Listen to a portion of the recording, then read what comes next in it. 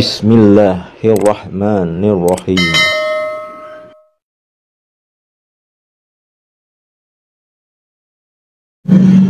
Bismillahirrahmanirrahim.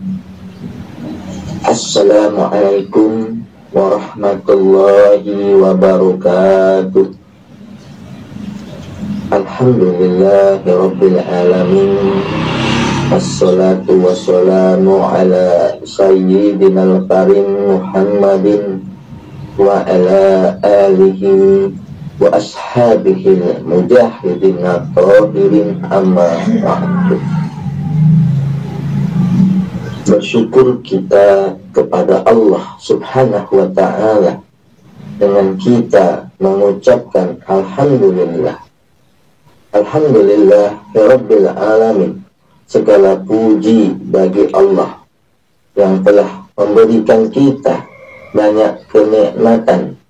Nikmat yang utama yaitu nikmat iman, nikmat Islam, nikmat sehat, dan tentunya yang tidak kalah pentingnya yaitu nikmat kesempatan dan waktu luang, sehingga kita masih bisa dipertemukan kembali di channel Cahaya Al-Quds ini yang insya Allah selalu membahas hal-hal yang bermanfaat, baik manfaat di dunia sampai ke akhirat. Salawat dan salam tentunya tetaplah kita limpah curahkan kepada junjungan kita Nabi besar Muhammad sallallahu alaihi wasallam dengan kita mengucapkan Allahumma sholli ala sayyidina Muhammad wa ala ali sayyidina Muhammad. Insya Allah dengan kita senantiasa bersalawat kepada Rasulullah, kita akan mendapat syafaatnya, baik syafaat di dunia dan syafaat kelak di akhirat. Amin ya rabbal alamin. Saudara-saudaraku, para pemirsa channel Cahaya Al-Quds dimanapun Anda sekalian berada, saya doakan insya Allah Anda semua pada hari ini dan hari-hari seterusnya selalu dalam keadaan sehat walafiat, selalu dalam keberkahan, selalu dalam kesehatan, selalu dalam lindungan Allah subhanahu wa ta'ala, selalu dalam limpahan rezeki yang berkepanjangan, selalu dalam kemuliaan dan kejayaan baik di dunia dan di akhirat kelak. Amin ya rabbal alamin. Kemudian yang mungkin bagi saudara-saudara yang sedang menghadapi suatu masalah, saya doakan, baik itu masalah dalam rumah tangga, masalah hutang piutang, masalah kesehatan, masalah perdagangan, masalah bisnis, masalah pekerjaan, masalah kuliah, ataupun masalah apa saja, saya doakan insya Allah semua masalah yang Anda hadapi akan segera diangkat oleh Allah subhanahu wa ta'ala, diberikan jalan keluar yang terbaik oleh Allah subhanahu wa ta'ala, dan diselesaikan oleh Allah subhanahu wa ta'ala. Amin ya rabbal alamin. Saudara-saudaraku, para pemirsa channel Cahaya Al-Quds yang dimuliakan, yang dirahmati dan tentunya dicintai Allah subhanahu wa ta'ala, pada perjumpaan kita kali ini kita akan membahas mengenai kekuatan sholat tahajud. Saudara-saudaraku yang dimuliakan Allah, salah satu sholat sunnah yang sangat populer adalah sholat tahajud. Sholat tahajud hampir tidak pernah ditinggalkan oleh Nabi Muhammad Shallallahu Alaihi Wasallam. Bahkan beliau pernah mengatakan, sekiranya dia tidak khawatir sholat ini akan diwajibkan, maka dia menganjurkan semua umatnya mendirikan sholat tahajud di tengah malam.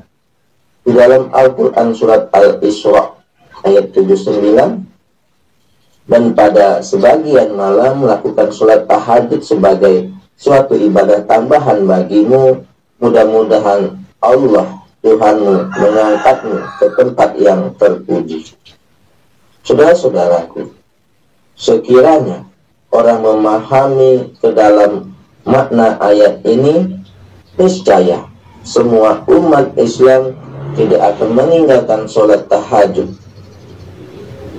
Keutamaan sholat tahajud mencuat karena dilakukan ketika semua orang asik dengan tidurnya, sementara ada segelintir hambanya tersungkur di atas sajadah di tengah kesunyian malam.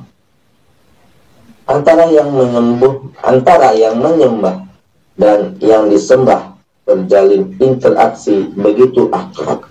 Terkadang terasa antara sang pencinta dan yang dicintai larut dalam kebahagiaan cinta. Sesekali air mata haru kerinduan membasahi sejadah, sekonyong-konyong kadang terdengar bisikan, "Wahai pemilik jiwa yang tenang, kembalilah ke pangkuan Tuhanmu dengan ridho dan ridhonya. Bergabunglah dengan para kekasihku yang lain. Masuk ke dalam surgaku." Quran Surat Al-Fajr ayat 27 sampai 30. Nah, saudara-saudaraku yang dimuliakan, yang dirahmati dan tentunya dicintai Allah Subhanahu wa Ta'ala, ayat ini paling dirindukan oleh para pecinta Tuhan dan para pengamal sholat tahajud. Bisa dibayangkan dan sekaligus bisa dirasakan hati siapa yang tak akan jatuh, jiwa yang mana yang tak akan hanyut mendengar panggilan mesra dari sang pencipta.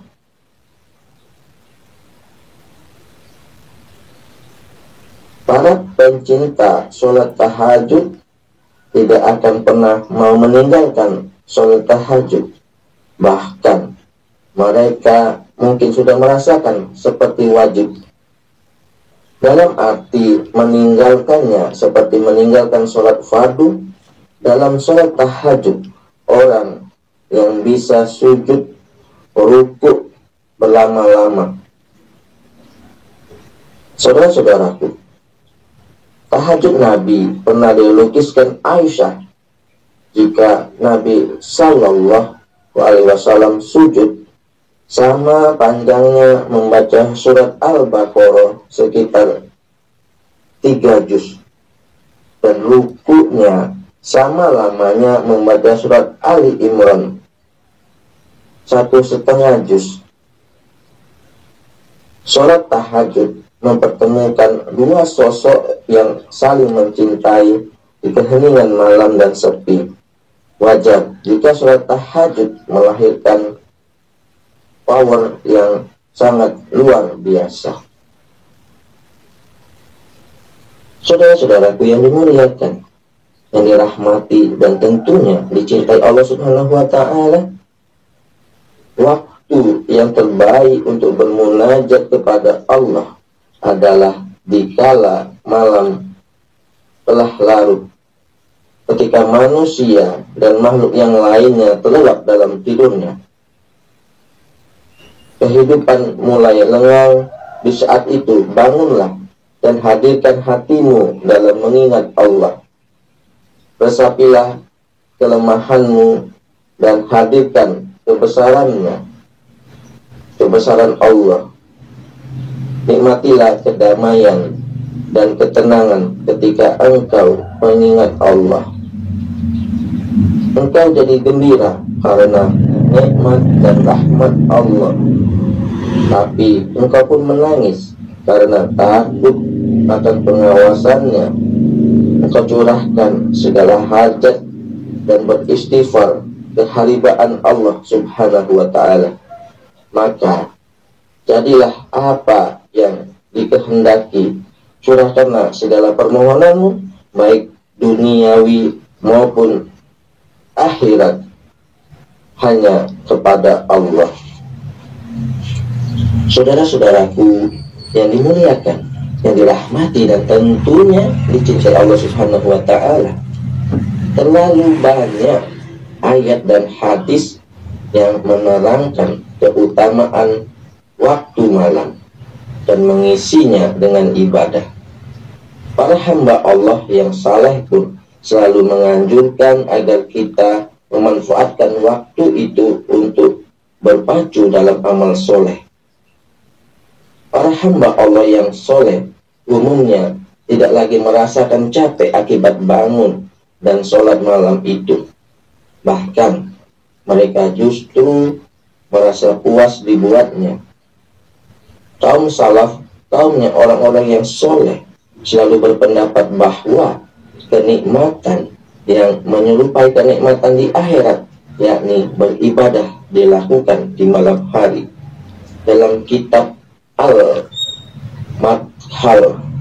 Ibnu Hajar merinci tentang manfaat dari faedah beribadah di malam hari, antara lain yaitu dapat menggugurkan dosa sebagaimana angin kencang menggugurkan daun-daun kering dari dahan pohon, dan juga dapat menyinari hati dan wajah selalu terlihat cerah ceria, menghilangkan rasa malas dan menumbuhkan kemauan yang keras.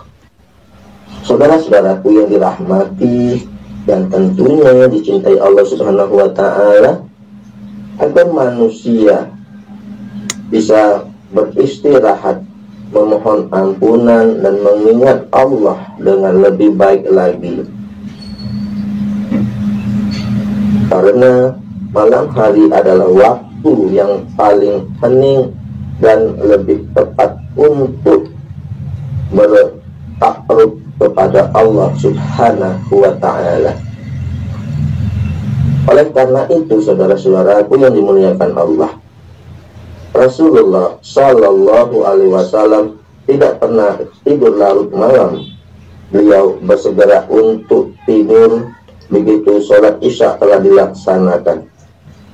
Dalam sebuah hadis yang diriwayatkan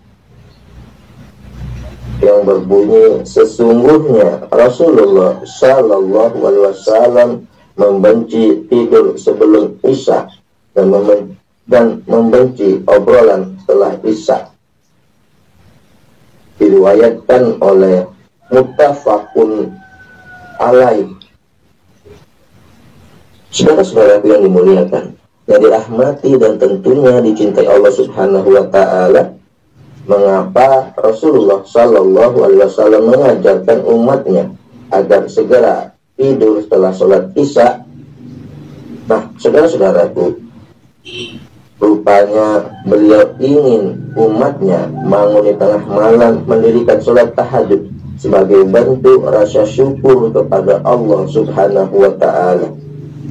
Tengah malam adalah momen terindah dan terdekat manusia dengan Allah Subhanahu wa Ta'ala berkomunikasi, dan sholat tahajud adalah momen yang sangat pas untuk kita mendapatkan ampunan Allah Subhanahu wa Ta'ala dan meminta apapun dari Allah Subhanahu wa Ta'ala.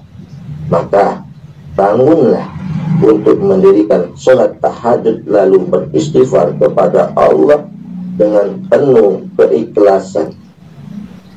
Saudara-saudaraku, bahkan siapa yang mampu dan bersungguh-sungguh mengisi malam harinya dengan takarub kepada Allah, niscaya dia telah menjadi derajat takwa yang telah Allah janjikan dan surga baginya. Saudaraku, Allah memberi janji dan keutamaan pada orang-orang yang bangun malam untuk bersujud dan menangis di hadapannya. Sesungguhnya orang-orang yang bertakwa ada di dalam surganya dan dekat dengan air yang mengalir, sambil mengambil apa yang diberi oleh Allah kepada mereka. Sesungguhnya mereka sebelum ini di dunia adalah orang-orang yang berbuat baik. Mereka sedikit sekali tidurnya di waktu malam, dan di akhir-akhir malam mereka memohon ampunan kepada Allah Subhanahu wa Ta'ala. Quran surat Az-Zariyat ayat 15 sampai ke 18. Saudara-saudaraku yang dimuliakan, yang dirahmati dan tentunya dicintai Allah, Sungguh sangat luar biasa manfaat malam bagi seorang muslim, waktu yang akan melebur dosa dan mengundang berkahnya Allah di pagi hari. Dan pantas, saudara-saudaraku, dahulu para sahabat Nabi berusaha bangun budaya introspeksi diri di tengah malam dengan memperbanyak istighfar kepada Allah. Dalam salah satu atsar Sayyidina Ali radhiyallahu anhu menyatakan, aku heran dengan orang yang binasanya padahal mereka bersama-sama penyelamat. Ali pun ditanya, apakah penyelamat itu? Kemudian Ali menjawab, beristighfar. Ketahuilah, lanjut Ali, Allah tidak memberikan ilham kepada seorang hamba untuk beristighfar jika memang dia ingin menyiksanya. Maka sekarang mari kita hidupkan malam-malam kita dengan aktivitas yang sangat dicontohkan oleh Nabi kita, Nabi Muhammad Shallallahu Alaihi Wasallam. Nah, saudara-saudaraku yang dimuliakan, yang dirahmati dan tentunya dicintai Allah Subhanahu wa Ta'ala, setelah kita mengetahui rutinitas kita di ujung malam, yaitu mengerjakan sholat tahajud, maka sholat tahajud akan menimbulkan, menghadirkan kekuatan pada diri kita untuk senantiasa selalu mendekatkan diri kepada Allah Subhanahu wa Ta'ala. Mudah-mudahan dengan kita senantiasa melanggengkan, melazimkan, mengistiqomahkan sholat tahajud, akan hadir kekuatan di dalam diri kita untuk senantiasa melaksanakan sholat tahajud sampai akhir hayat kita. Dan pahala sebaik-baiknya yang diberikan Allah Subhanahu wa Ta'ala, yaitu akan memasukkan kita ke dalam surganya Allah Subhanahu wa Ta'ala, mencapai kebahagiaan di dunia dan kebahagiaan di akhirat. Bukankah ini yang selama ini kita cari, bahagia di dunia dan bahagia di akhirat?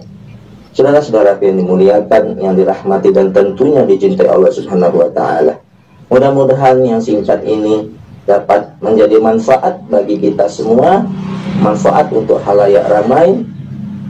Yang benar datangnya dari Allah, yang salah adalah kesilafan diri saya pribadi. Kepada Allah Subhanahu wa Ta'ala saya mohon ampun. Subhanallah wa bihamdika asyhadu alla ilaha illa anta astaghfiruka wa atubu ilaihi wallahul muwaffiq ila aqwamit thoriq. Sampai jumpa di video-video channel Cahaya Al-Qud yang lainnya, yang insya Allah selalu membahas hal-hal yang bermanfaat, manfaat di dunia sampai ke akhirat kelak. Amin amin ya rabbal alamin. Assalamualaikum warahmatullahi wabarakatuh.